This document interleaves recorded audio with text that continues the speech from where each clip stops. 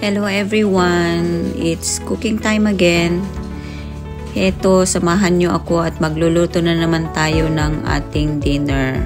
Ang dinner na lulutuin natin ngayon is ito, patola. Nakabili ako ng patola kanina nang dumaan kami sa may Filipino store. So, fresh na fresh.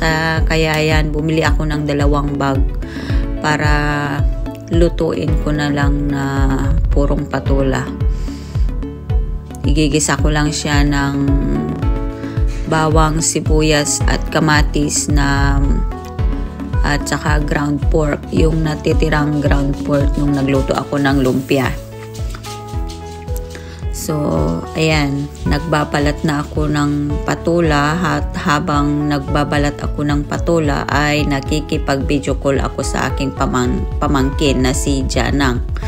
Si Janang may video call buddy at saka siya yung baby na kasama ko minsan sa pagsasayaw. Pero they live 5 hours drive away from us. So it's winter time, so walang makabiyahe ngayon dahil sa risky, very risky ang magda-drive pag ganitong winter time. Slice na tayo ng ating patola.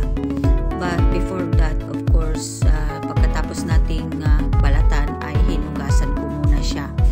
At ayan, nag-slice na nga ako at saka ayan, crosswise yung aking pag-slice para naman kahit papano kahit kami lang naman yung kakain presentable naman kahit papano. At saka mas madali ding lutuin pag ganyan.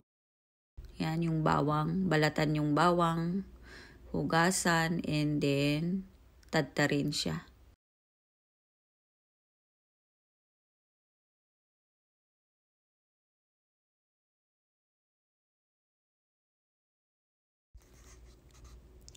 Yan, hiwain na rin natin yung sibuyas, tsaka yung kamatis.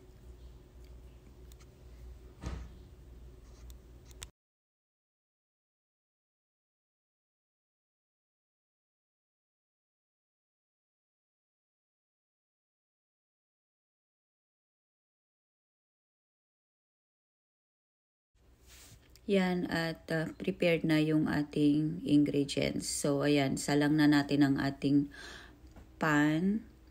Painitin at maglagay na rin ng konting mantika. I'm using olive oil. So, konti lang yung dinagdag ko kasi yung ating ground pork is lean meat siya. So, wala siyang masyadong fat. Lagay na natin yung ating sibuyas at bawang. At pwede na ring isabay yung kamatis para sabay-sabay na silang mag-isa.